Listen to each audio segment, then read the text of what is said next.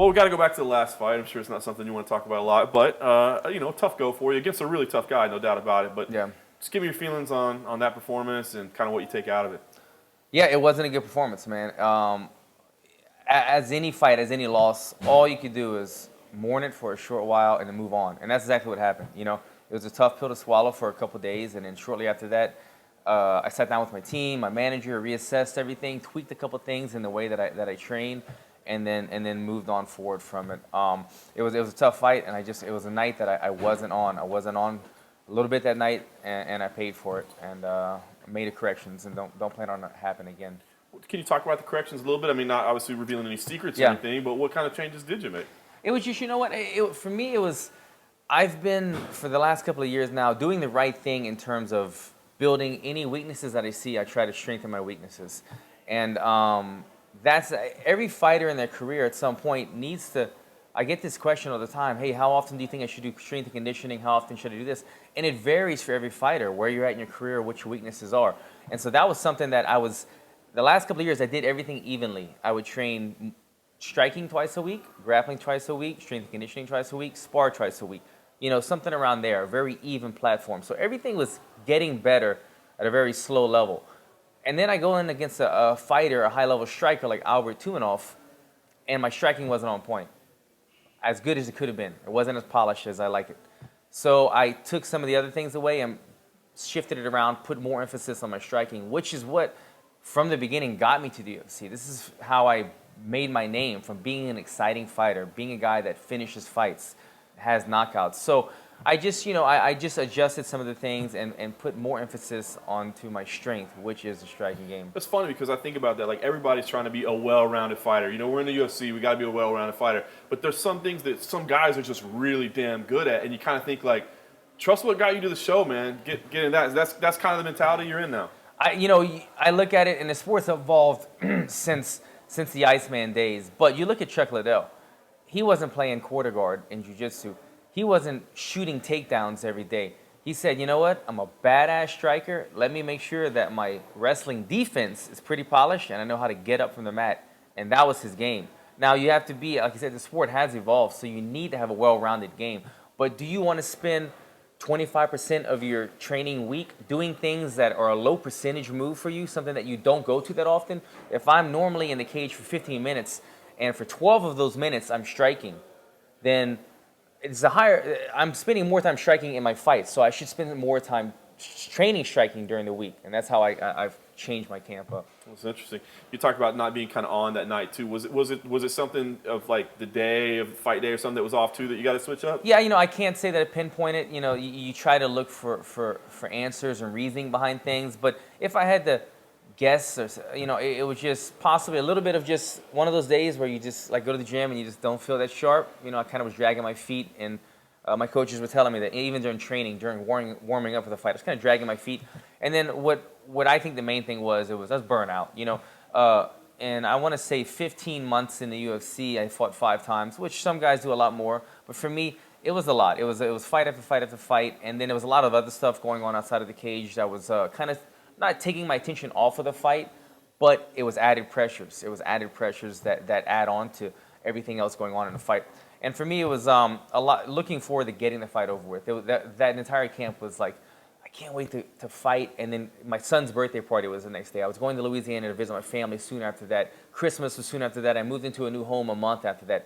So as focused as I can stay, those things are still lingering in your mind. It's like during weight cut when you're like, can't wait to make weight so I could eat that cupcake. I was kind of taking that mindset for the fight. I can't wait to just get this fight done with and go spend time with my family, rather than thinking this is what I've worked my entire life for. So it was a little bit of both of those that played a factor in that fight. With kind of the lingering things there, is that one you want back someday, or do you just move on and, hey, that was a Yeah, fight? I wish the best for Albert. He's exciting to watch, and I see him. He's already like breaking into the rankings or knocking on the door. And I see him. He's a guy going to give a lot of guys trouble in the UFC, and I can see him knocking on the door of a title contention very soon. But I feel like I'm going to be shortly behind him. We were around the same place when we fought. And when we fought, he was kind of an unknown. To me, I didn't really know who he was. And to general UFC fans, it was a dangerous fight. People didn't really know him. but he's a super dangerous fight. After we fought, I feel like his name got a little bit bigger, and then he had another performance, another win. Now he's on every welterweight's radar. So he's gained ground on me, and I feel like I plan on showing the world why they had that momentum behind me in this fight in Brisbane, and then after that, catching up to him and maybe having that rematch one day. Nice. How about your fighting style? I think, those of us that did know both of you guys really well, we were all looking forward to that fight. Said, somebody's going to sleep. It's going to be fun. Yeah.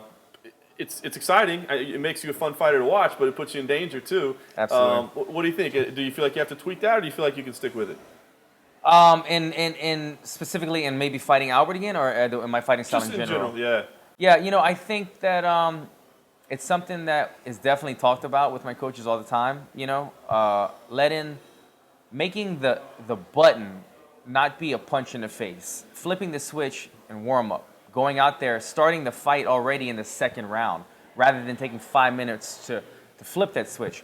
And it's a little bit of just psychology, fight psychology, sports psychology, and also I try to tweak it in training where when I start training, you don't always have, I try to, when I go into training, not mentally thinking I need that warm-up round in sparring. Let's start the first round 100% right away. So it's something I work on, but at the same time, I'm programmed a certain way. And I find that, to be honest, you hear people say, Bas Rutten used to always say this, don't fight with your emotions. Don't be an emotional fighter. Be clear-headed.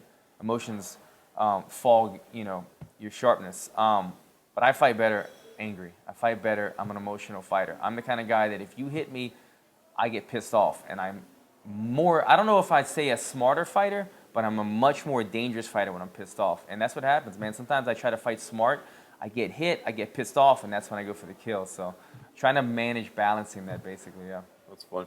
All right, so you get the call to come down here facing Australia, and in Australia, you got to be the bad guy. Mm-hmm. What was your thought when the fight was presented to you? What'd you think? Absolutely. It was no, I've never turned down a fight in my life, but it was no hesitation. We were trying to get on March 5th, man. We wanted to fight on the big card in Vegas. I knew that March was the timeline I wanted to fight. Joe said that we need another welterweight in Brisbane, and it was March 19th, obviously, and that was just, I didn't want to wait too long. I wanted to fight. That was a good timeline. So when the fight was presented, I said yes right away. I went and looked up Brendan. I like the matchup.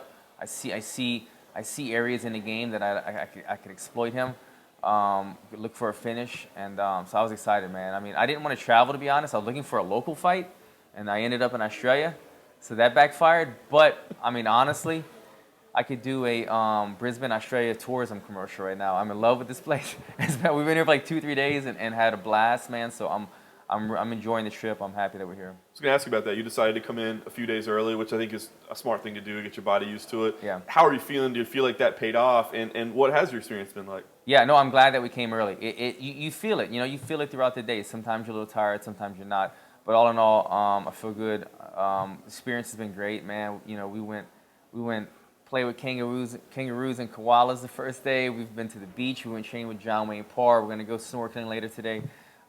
Brisbane's a dope place, man. It's got that kind of relaxing fight week vibe that you kind of want. You go some places, and we were together in Brazil, man. We were in Uberlândia, Brazil, and there wasn't a whole lot to do out there, And so either you're not having fun, or maybe you're stressing about things that you shouldn't be stressing about that early in the week.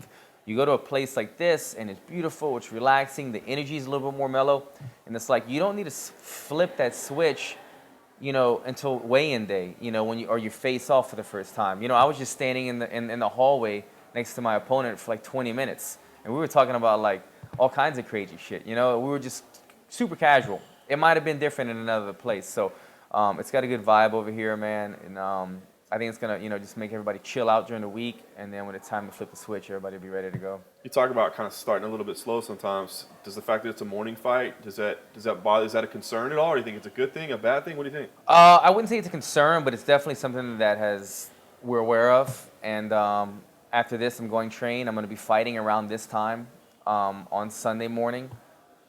So it's something that we're just going to make a small adjustment, and I don't think it'll be an issue come fight time. Cool. How do you see this fight playing out, man? When you put it in your head, how's this one go down? I see me finishing this fight. I say that a lot, but I see, after studying his tape, I see areas in his game that somewhat are his strengths that lead to my strengths. So maybe it'll be strength against strength. He likes to clinch guys against the cage. I feel like I'm strong against the cage, especially if I get you turned and your back's against the cage. But absolutely, I wouldn't be happy without a finish in this fight. I feel like not only do I always want to finish, but coming off of a loss, having that momentum, that push, I feel like this is like an opportunity, this fight. You know, I'm here in Australia. I can gain a bunch of new fans here in Australia. And with one big win in the UFC right now, it's an opportunistic time. You see guys like Nate Diaz and Wonderboy Thompson and all these other fighters. They've been doing their thing for years, but they have one big fight, and now they're making the big paydays. Wonderboy Thompson, he goes from, you know, just breaking the rankings to the #2 fighter in the world.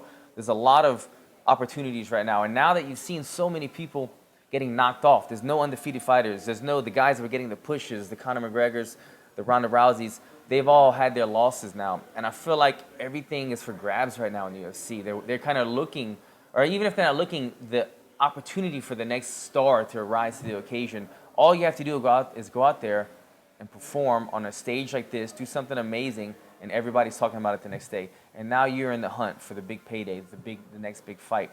I feel like at this point in the UFC, that time is more so now than ever with everything that's happened, the shakeup and all the rankings and everything. So that's what I plan on for this fight, man. I see me able to finish this, and it's just about rising to the occasion on Sunday morning, taking them out, and then getting my momentum right back where it was.